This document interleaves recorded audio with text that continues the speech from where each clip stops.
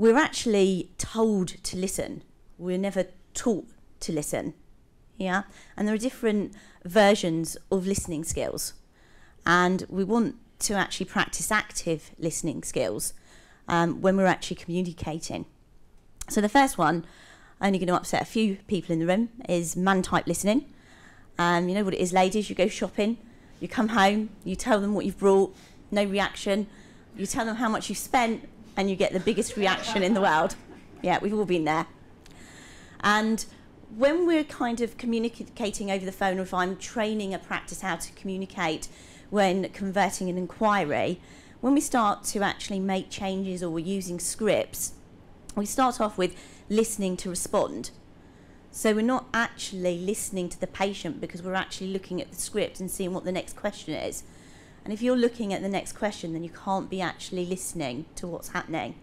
So where we want to get to is we want to listen to understand and listen to care. So if a patient's looking for a new dentist, there's got to be a reason why. If they're actually wanting some implants, there's got to be a reason why. So what we've got to do is we've got to actually get to those reasons why. Yeah? Now, other types of listening are judging.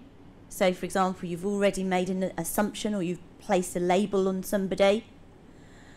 Filtering is your man-type listening. For example, I've been into practices where a treatment coordinator is handing over to the dentist some information, but he's reading the clinical notes.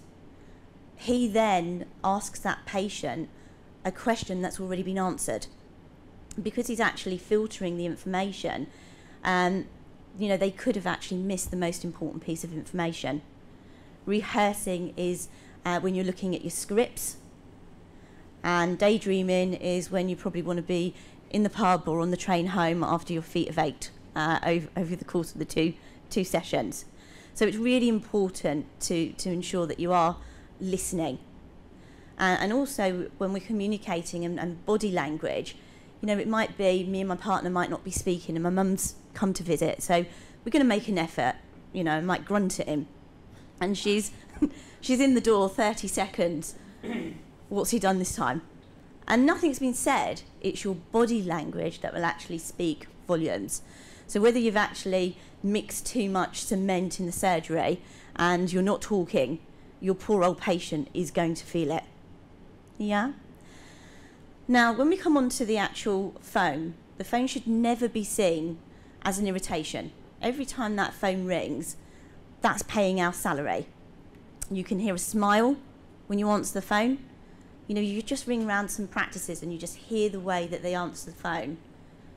You know, there's no smile. They don't want to be there. You know, whether you're going to ring up somebody and they say, "Oh, good morning, dental practice," compared to "Good morning, dental practice." You know, where would you rather go? You want to go, you want to go somewhere where they want to actually be. And you also want to actually find out the reasons why the patient actually is inquiring for a new dentist, or they're inquiring for some implants or some crown and bridge work, because there's always a reason behind it. But what we tend to do is we tend to talk at patients, and what we need to do is retrieve the information from them